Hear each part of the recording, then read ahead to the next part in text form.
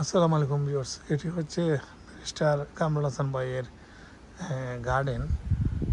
খুব সুন্দর করে উনি এই গার্ডেনটি করেছেন। আপনারা যারা ওনার ভিডিও ইমিগ্রেশন অ্যাডভাইস দেখেন, সেই ব্যারিস্টার কামরুল হাসান ভাইয়ের এই গার্ডেনটি আপনাদেরকে আজকে তুলে ধরবো। কামরুল হাসান ভাইয়ের গার্ডেনটি তিনি কীভাবে সময় করে এত সুন্দর করে সাজিয়েছেন এবং কী কী ফলমূল এখানে আছে। আসসালামু আলাইকুম ভাই। ওয়ালাইকুম আসসালাম।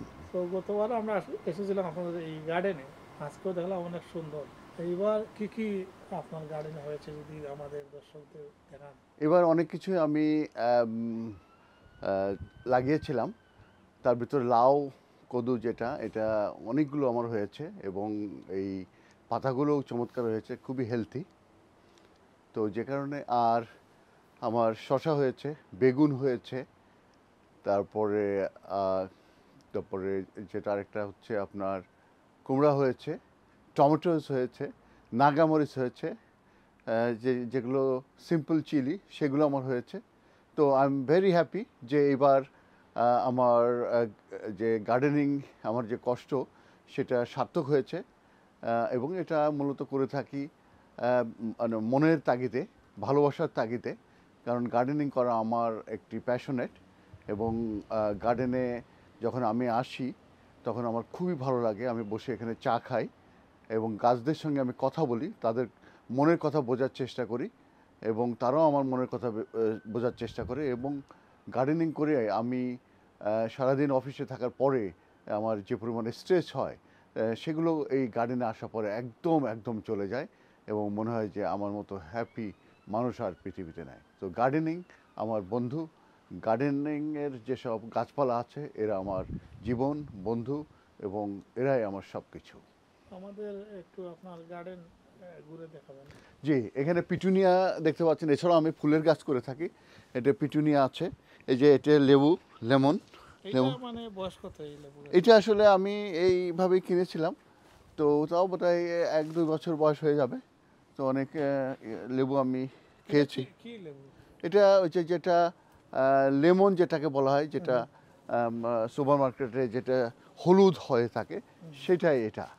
আর এই যে এখানে আমার চিলি আছে, চিলি খুবই নাইস চিলি, এটা খুবই ঝাল, এই যে দেখা যাচ্ছে, এটা খুবই ঘ্রাণ আছে, ভেরি নাইস এটা।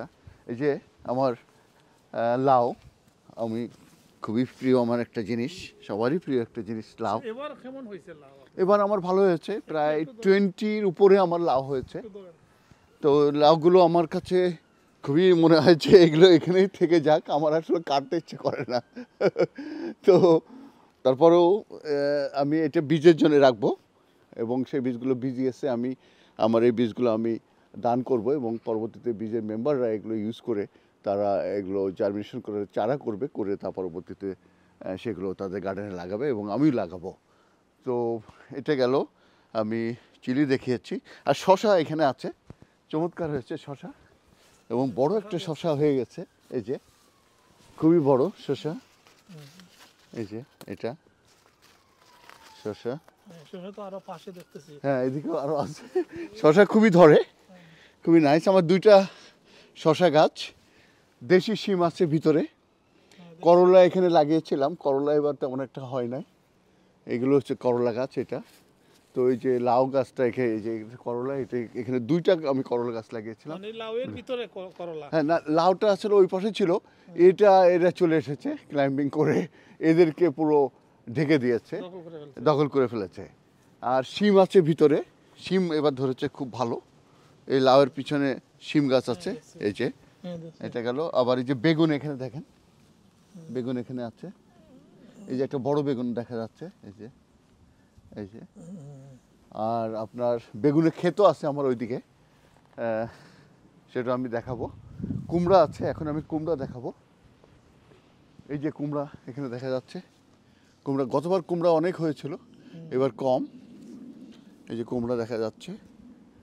আর এদিকে টমেটোস, এই যে আরেকটা বড় লাউ দেখতে পাচ্ছেন, এটাও আমি বীজ করার জন্য রেখেছি এবং পরবর্তীতে এটা বিজনেস মেম্বারদের ভিতরে বিতরণ করা হবে আমাদের বীজ মেলাতে এবং পরবর্তীতে আবার এই লাউয়ের চারা হবে, চারা থেকে আমরা আবার লাউ পাবো। এটা গেল। এরপরে টমেটোস দেখেন, বিভিন্ন ধরনের টমেটোস আছে। এই যে টমেটোস, এগুলো দেখেন ভেরি নাইস, লাল হয়ে গেছে। কেমন খাইছেন টমেটো? টমেটো আসলে সেইভাবে খাওয়া হয়নি, কারণ আমার কাছে মনে হয়েছে যে আমার যে ইয়েগুলো আছে, ওই যে আপনার ওই ওরা এসে এগুলো খায়, আমি যে ঠিক আছে ওরা খাক। ওই যে কাঠবিড়ালি, কাঠবিড়ালির এখানে ইয়ে আছে, কারণ আমার চেরি হয়েছিল প্রচুর, সবগুলো কবুতর এবং কাঠবিড়ালি সমস্ত খেয়ে ফেলে গেছে, প্রচুর হয়েছিল। আর এই টমেটো ওরা খাচ্ছে, এবং আপনি খেয়াল করেন ব্ল্যাক টমেটো আছে দেখেন, কালো যেটা, এটা এই যে এটা ভেরি ইন্টারেস্টিং, ব্ল্যাক টমেটো আছে। এই পাশে আমার ফুলের গাছ আর বিভিন্ন গাছ আছে। এখানে জাসমিন ফুলের গাছ আছে, এটা হারজেন্টেনিয়াস ফুলের গাছ আছে এগুলো। তারপরে ওই পাশে আপনার চেরি আছে, তারপরে আপনার আপেল আছে, আপেলগুলো এবার ধরেছিল খুবই মিষ্টি। আর এখানে আপনার আরেকটা অ্যাপ্রিকট গাছ লাগিয়েছে, এটা অ্যাপ্রিকট গাছ, এটা 6 ফিট লম্বা অ্যাপ্রিকট। আশা করছি আগামীবার এটা অ্যাপ্রিকট আছে, অ্যাপ্রিকট খুবই আশা করছি। জাসমিন 2টা লাগিয়েছে, অ্যাপ্রিকট লাগিয়েছি, আর্জেন্টিনিয়াস লাগিয়েছি, আরও অন্যান্য ফুল গাছ এই পাশে লাগিয়েছে। আর ওই পাশে যেটা ভেজিটেবল, সাধারণত লাউ দেখতে পাচ্ছেন। আর এইখানে আমার ইয়ে আছে, বেগুনের ক্ষেত। এই যে বেগুনের ক্ষেত, এবার বেগুন প্রচুর খেয়েছি, প্রচুর হয়েছিল এখানে বেগুন, এখনও কিছু কিছু আছে ভিতরে। তো বেগুন, এই যে বেগুন আছে, লম্বা বেগুন, এই যে এটা একটা হারভেস্ট করি, এটা খুবই ভালো।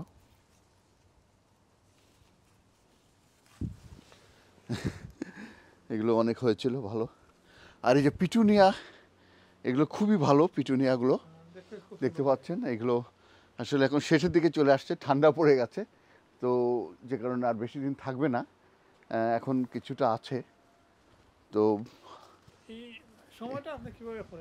সময়টা করতে হয় এটা মনের তাগিদে, ভালোবাসার তাগিদে, কারণ গাছকে আমি ভালোবাসি, গাছের সঙ্গে আমি কথা বলি, গাছের মনের কথা আমি বোঝার চেষ্টা করি, ওরা আমার মনের কথা বোঝার চেষ্টা করে।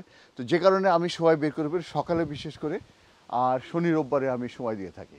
একটা হচ্ছে মানে এই গার্ডেন করতে কোন মাস থেকে আপনি শুরু করেন? এটা আসলে নির্ভর করে যে আমাদের সামার কত তাড়াতাড়ি শুরু হচ্ছে। কিন্তু এই কি বলে ওয়ার্ল্ডের এই জিওগ্রাফির ইসের ওয়েদারের চেঞ্জের কারণে দেখা যাচ্ছে যে সামারটা লেটে আসছে, এবারও সামারটা লেটে আসছে, এবং পরবর্তীতে দেখা গেছে যে আমরা এই গাছ বের করতে করতে কিংবা গাছ লাগাতে লাগাতে আমাদের জুন হয়ে গেছিলো। কারণ যদি প্রপার সামার না থাকে, টেম্পারেচার যদি 15-এর উপরে 20-র মতো না থাকে, তাহলে গাছ লাগালে কিন্তু মারা যায়। যে কারণে অনেক বাগানিরা তারা প্রথমে গাছ লাগিয়েছে, মারা গেছে, সেকেন্ড টাইম লাগিয়েছে, মারা গেছে। কিন্তু আল্লাহর রহমতে আমি একটু লেট করে লাগিয়েছি, ওই এন্ড অফ মে জুনের দিকে, তা আমার কোনো গাছই কিন্তু মারা যায়নি, এবং ফলও আল্লাহর রহমতে খুব ভালো দিয়েছে। আমি হ্যাপি, এবারকার গার্ডেনিংয়ের যে আউটকাম হয়েছে খুবই হ্যাপি।